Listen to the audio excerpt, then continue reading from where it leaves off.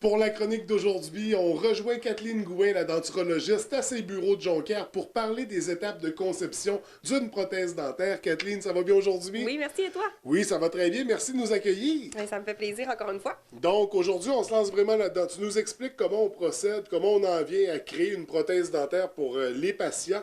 Alors, allons tout de suite dans le vif du sujet. C'est quoi la première étape?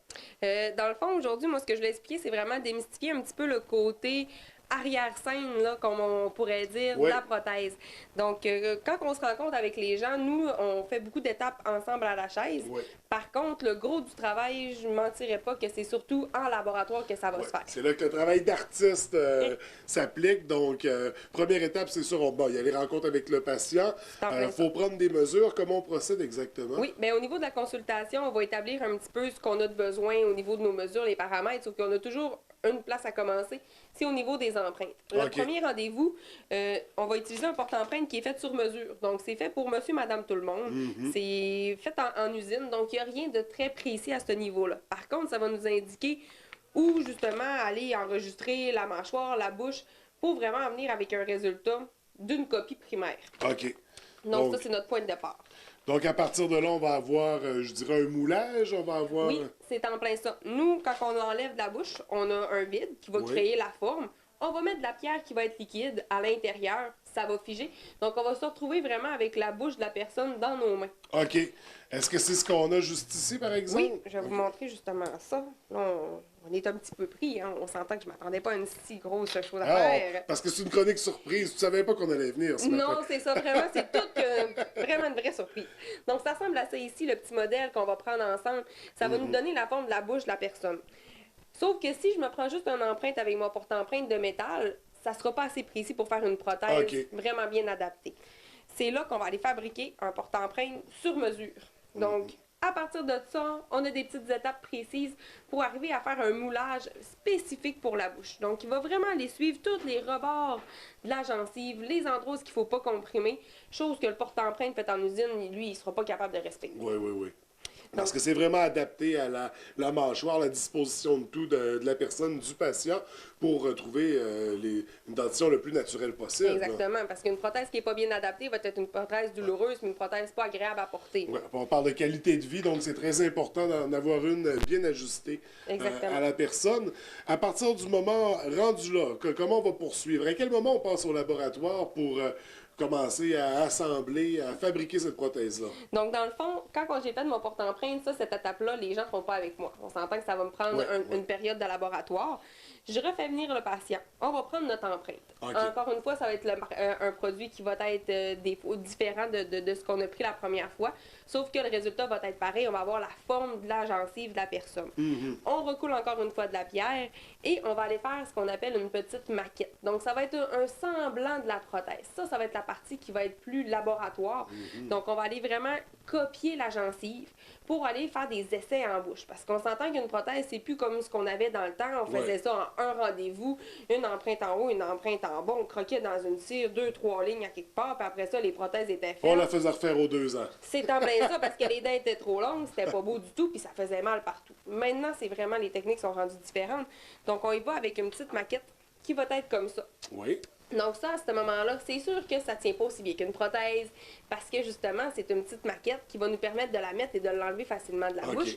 Puis à partir de ça, là, je vais être capable d'aller placer en bouche avec la personne le choix des dents. Parce que les dents, c'est pas, comme on dit, pour tout le monde. Il y a des sortes qui sont très, très grosses, il y a des dents qui sont petites, il y a des dents qui sont plus jaunes, il y a des dents qui sont très, très blanches. Puis si la personne a encore une certaine dentition dans sa bouche, il faut que ça ressemble à ce qu'elle a Exactement. déjà. On mettra pas des dents super foncées quand que la madame elle a encore ses dents naturelles puis qui sont plus pâles. Ouais. Ça serait très laid. Donc, on va choisir ça vraiment en fonction du visage de la personne, de son profil. Il y a plein de choses à vérifier pour avoir de quoi d'esthétique. Et est-ce que les gens, parfois, ont des demandes spéciales, veulent des particularités, là?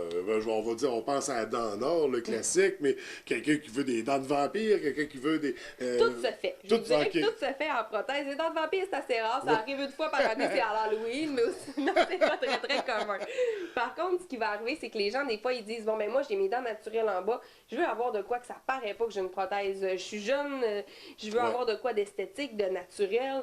Ou la personne a dit, moi là, je trouve ça beau des dents blanches, je veux des dents blanches. Nous, en tant que denturologiste, on est là pour conseiller les gens, on est là pour faire un travail de professionnel, mais il faut respecter aussi ce que les gens veulent avoir C'est ça, dans la le décision bouche. finale, c'est le patient qui la prend. En quelque sorte, oui. OK. C'est Mais sûr. vous êtes vraiment là pour diriger puis conseiller dans la bonne direction. Exactement. Parce qu'une personne qui n'est pas bien renseignée, pas bien conseillée, risque de regretter son choix. Puis à ce moment-là, moi, quand je regrette un choix dans ma vie, je le regrette longtemps, puis je suis bien déçue de Oui, ça. oui, Fait que oui, je veux pas puis- que les clients, comme on dit, qui viennent nous voir, les patients, ils repartent déçus. Ça, à ce moment-là, moi, je dormirais pas tranquille, puis j'aimerais pas ça. Puis c'est pas une décision à prendre à la légère non Non, plus, pas du c'est tout. manger, c'est un besoin de base, donc on a Exactement. besoin d'une dentition, on a besoin de cette qualité-là. Exactement. Donc très important, on n'y va pas à la légère et c'est Non. pourquoi il y a autant d'étapes aussi puis de rencontres avec le patient Oui. pour avoir la prothèse la plus juste, la plus adéquate possible. Exactement. Donc poursuivons dans la conception de notre prothèse. Il y en a des étapes, hein? Ça Ah, n'a de oui. rien, mais on en fait des choses.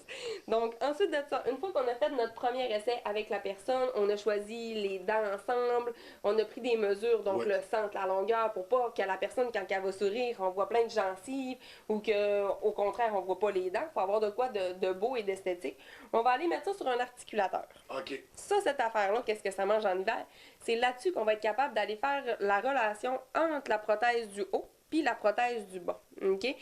Ce que ça va nous donner, dans le fond, c'est qu'on va être capable d'aller positionner comme il faut.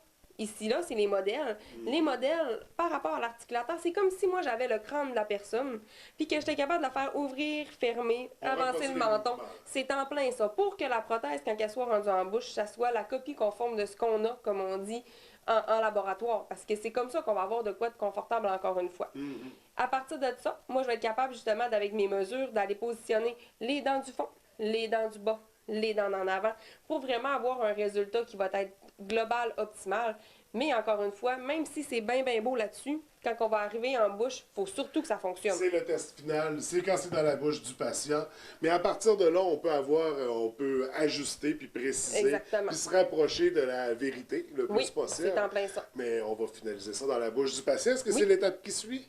L'étape qui suit, dans le fond, c'est notre essai final. C'est Ouais. ce que tu viens de mentionner, de vérifier qu'on ferme vraiment à la bonne position, que l'esthétique soit beau, que le patient soit confortable, s'assurer de vérifier encore une fois tous nos paramètres pour que tout soit le plus représentatif de quand on avait nos dents. C'est toujours ce qu'on va rechercher en prothèse le plus possible. Encore une fois, il y a des contraintes qu'on ne peut pas aller plus loin que ce qu'on serait capable parce que ça reste que c'est une prothèse. Hein? Ouais, ouais. Quand on arrive avec des contraintes, nous, on a toujours des solutions à proposer aux patients. Il suffit encore là d'avoir fait une belle consultation pour arriver avec un bon choix. Alors, L'étape client avec le patient, les essais, tout ça, c'est terminé. Hein? On vient d'en faire pas mal ensemble. Là, on arrive dans le gros du sujet. Comment qu'on fait pour cuire nos prothèses? Parce que... l'étape de la cuisson, l'étape la plus importante. Exactement. Parce que nous, quand on va faire nos essais, on est toujours dans de la cire. On est toujours avec les petites maquettes. C'est jamais, comme on dit, de quoi qui va être fixe puis qui peut pas bouger. OK? Ouais. Parce que justement, si on veut faire des petites modifications, il faut être capable de bouger nos choses. Mais au final, il faut coincer, il faut geler tout ça ensemble plein ça. pour le solidifier. Exact. OK. Donc, au niveau des dents, quand on va mettre les dents, dans le fond, avec les essais en bouche, ça, les dents vont rester semblables. OK? On ne change pas les dents. Ça va, les dents qu'on met la première fois vont être les dents finales qui vont se retrouver sur la prothèse. Tout le reste, par exemple, il faut que ça s'en aille. OK. C'est à ce moment-là qu'on a des étapes qui sont précises pour la cuisson. Dans le fond, notre prothèse, on va la serrer bien comme il faut. Donc, on va vraiment s'assurer qu'il n'y a pas de creux dans nos pièces pour avoir de quoi qui va être doux, lisse en bouche. On prend ça, on investit ça. Investir, dans le fond, qu'est-ce que ça veut dire? C'est de prendre notre prothèse, la mettre dans un moule, remplir ça pour vraiment s'assurer qu'il n'y a aucun contact avec de l'eau. OK? On prend du plastique, on fait un mélange, encore une fois, on met ça là-dedans parce que la cire a tout fondu, puis on va aller remplir ça. OK. Ça, je vous dirais que, comme on dit, quand on ne l'a pas vu, c'est assez difficile à comprendre. Moi, à l'école, ça m'a pris un petit bout avant de le Ouais. comprendre. Une fois que je l'ai compris, je ne l'ai plus jamais oublié, par exemple. Heureusement, c'est rassurant. Oui, parce que sinon, on aura tout qu'un problème. Hein? Notre cuisson est faite, normalement, nous, nos prothèses, on les fait cuire toute la nuit. OK. C'est quand même un processus qui est très, très long. Au niveau, justement, de la température, qu'il faut vraiment les calibrer comme il faut pour s'assurer que notre prothèse, quand elle va ressortir, notre plastique, notre acrylique va être à 100% dur. Puis, comme on dit, qu'il n'y aura pas de défaut à l'intérieur de notre prothèse une fois que c'est cuit. Donc, on va vraiment faire ça, une cuisson qu'on dit qui est lente, Ouais. toute la nuit. quand on le sort, il faut casser la pierre. Puis le premier résultat que vous voyez quand on a une prothèse, là, ça ressemble à ça. Là, il faut le nettoyer, bien sûr. Il y a beaucoup de résidus qui se sont Exactement. accumulés. Se mettre ça dans la bouche, ça serait un petit peu rock'n'roll. Hein, Ouais, parce que ouais, ouais. le plastique veut pas, il va avoir un petit peu justement du surplus qui va tasser. Nous, notre travail, c'est d'aller rendre ça vraiment lisse, vraiment parfait au Parce niveau qu'il de ne la faut pas bouche. lire les dents, faut... Jamais polir les dents. Ah non, Une pardon, prothèse que les pardon. dents sont polies, c'est une prothèse qui a été mal Ah faite. ah, ah, donc c'est noté à la maison. Si vos dents C'est sont en- polies, c'est un mauvais denturologiste. ou qu'il l'a laissé passer, Ouais. mais normalement, c'est pas supposé. Donc, l'acrylique rose est supposé d'être bien poli, qu'il n'y ait pas de petits trous à l'intérieur pour que, comme on avait parlé à notre dernière chronique, dans le fond, c'est pour l'hygiène. Plus Ouais. une prothèse va être bien polie, pas de trous, pas de craques. Au niveau de l'hygiène, de l'entretien, c'est beaucoup plus simple à les réaliser. OK? Une fois, comme on dit, que la prothèse est toute dégrossie, qu'on dit, toute polie, là, on va avoir un résultat qui va s'apparenter à vraiment comme ça ici. C'est le là. résultat final, Un résultat d'une prothèse On finale. appelle le client, il vient chercher sa prothèse, le client est satisfait. Et voilà. Il peut manger du blé d'Inde, puis tout ce qu'il veut. Tout le monde est à... content. Oui, absolument. Kathleen, c'est hyper intéressant comme processus, puis c'est là qu'on voit qu'en denturologie, il faut autant avoir un esprit scientifique, thérapeutique et un esprit d'artiste Exact. également, parce que c'est du travail minutieux qui demande beaucoup de précision, beaucoup d'attention. Donc, vraiment fascinant, les étapes de conception d'une prothèse. Nous, c'est ce qui termine notre rencontre d'aujourd'hui. On vient te retrouver à tes bureaux de Jonquière pour la prochaine rencontre.